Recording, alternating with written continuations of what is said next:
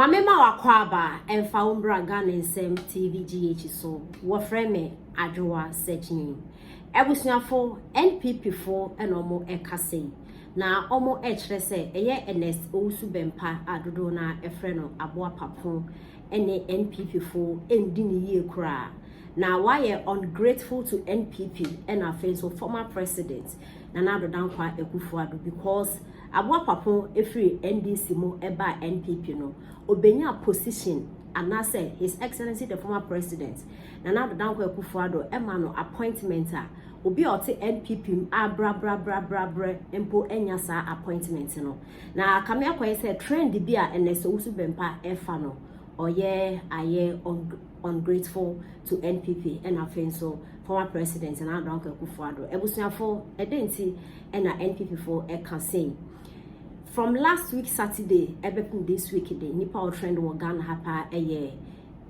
Sammy Jemfi na Sammy Jemfi ekoyi sika de ema agrada na adenti Ghana fo gina so kasa bebre and say first Sammy Jemfi da gold board ano ni appointment no enya de ketwa second sika na ode ma agrada no na ye dollars Ghana ye dollars nti as a politician no na kese say ohu said the oye no enye but Sammy Jemfi afa ho na o kind dollars wa the amount for $800 no $800 $800 na Sammy Jemfi e kind ma agrada no in fact the Sammy Jemfi ankasa kind ma agrada na more than 800 and at the agrada shumi kan ho no so no and mpo be more than 1000 ntinye sika keto na ye kan ho asem no so Ghana for atoto mu ani are as if say bibia ensi meanwhile no emofra bebre egunduase chese ebi mu kra enye school atare kra no mo ahye de akọ school as a politicians more responsibilities ni say some bebo ehiafo emofra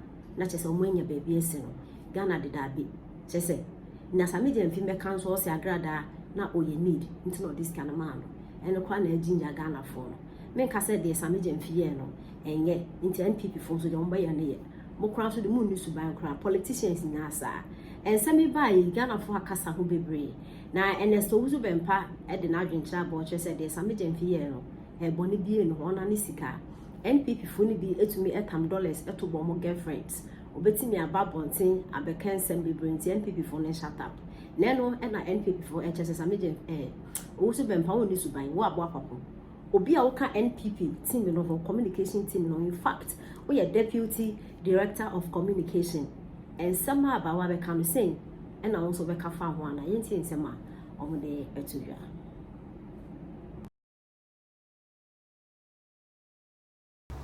ade chiye na special prosecutor wabo awura ho asesa ne dam niam nyina ba na we no mi bisa say special prosecutor no onti yana oti ase enti minuanom asema ato Sammy Jemfi no ade a ekoso na nyame na apa ne ho ntoma me no mienu nyina ye ho bie se na ye kasai Sammy Jemfi etimi che no cedis dollars ye wura ne kamu agrada se fade nyina mo say oh don't worry oti ase fa bi ka wo so don't worry just more nan kasa wo ho a wo de baba beche na me ya rehosem kakra emame if you say NDC for no a wo mo ebre ya o mo ni nyina bre ya wo no de wanya gold hu dwa wo die eni gold hu sika wo die wo mo de o mo nya bi na o mo tempentin kwa wo mo nyina no esu ebo bina sisi oti ase na ubenya MPP fo bi so a ohenba ene wo mo defend Sammy Jemfi yewura owi efeni say aboa papo Owusu Bempah ewiase so pa sasamba obi ani sirosi hu no debi dia me kan say ba omi olusu ye eye o eboa anya sa minimu se enka ye weni mpa enka aboa papo yi ye be sa tam bibia sa ama no ma me no bo okobra no oni no me nyumo no eti sa na nipa bi hye mu pa omu pe party na semo what you say me I'm not surprised because here better about when him say speaking note na leaky I'm beginning to suspect say Owusu Bempah ya boy papa na leak his information. Oh, how? Bisabiam, our own speaking of Afena Mabium.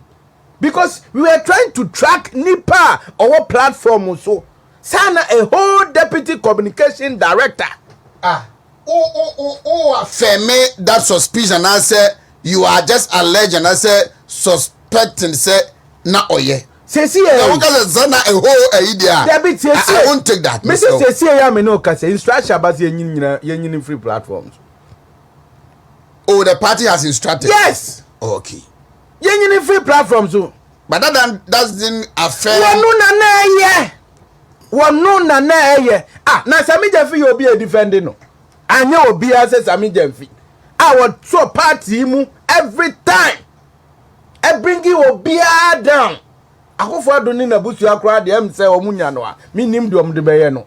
Odi obi ba form Rani party kesiye se ya ono Owusu Bempah no wanya nso mfaso aboa papo anya nso mfaso of the party back down na obi abibi say ya ato no wo che dollars ya nyina nim wasem na wo ko say wo ko defend na were you part of us in the beginning ana in the beginning now we are part of us and obey Sammy Jemfi so na your communication officer.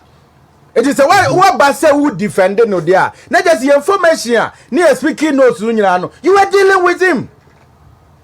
Yen for yen near man near Yenunano. Sana boa papo, you were dealing with Sammy Jemfi, and to the home bar somewhere who defending no. Now I rehosem, I was seeing Yano, a can was him. A fitty hono, and an be Sama who say. Dominic Ayeni say Oberchurch MPP press conference. There be, but I say my course no. On say nemu news headline no. Moka say, Sky Train. Oh yeah, regional communication director. To oba me ma that privilege no. Me da say, Now on say mo news headline no. Mo say Sky Train. $2 million. Yache anasi de ye papa ameya konfi ko we see court. Enra according to friend say Nana B no press conference no Attorney General owo man mu Dominic friend say awini papa yi ba ye eniema wo ye bia wo dwen wo won ti ase Ernest Thompson Senate what's what software now koto ye no do this software buy crowd says can what to be fire 66 million. Oko a seglemi housing. Sika over $200 million. You see the animal says 600. 5,000 houses no. You see the animal says 600. What you say? Ambulance case. Ambulance no esi ho. Ambulance tono esi ho. Atu forcing $2.5 million. Sanyama we nyina ni sika we nyina no papa ye twetwa ni nyina mo se ompa biem na momu no ene ye sore ya $2 million de papa yi di akire enu ni ekonya member of parliament ye friend no A+ or I think so wo Ewutu say ana hoye infa I think hoye hin central I think Gomua central say hwan Obeka say, ya Attorney General wo Ghana ha no. Wo ye corrupt. Ye kromfo. So be a hacking account, Mr. Wo boy?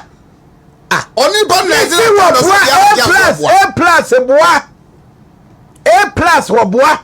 One hacking account. Obi enu wo hacking account. Asem obe wo say wo ye corrupt, ye kromfo. Na obe resetting the brain no. Now he's stupid. Or you kwasi eto. What's what very say? Yeah. What's what cast my fan? We make much no. What cast fan no no. Asem kese. It is obi kese asem we kire. Na se Dominic Ayeni. O kese me. O pese o kwa gata mu am no be kwa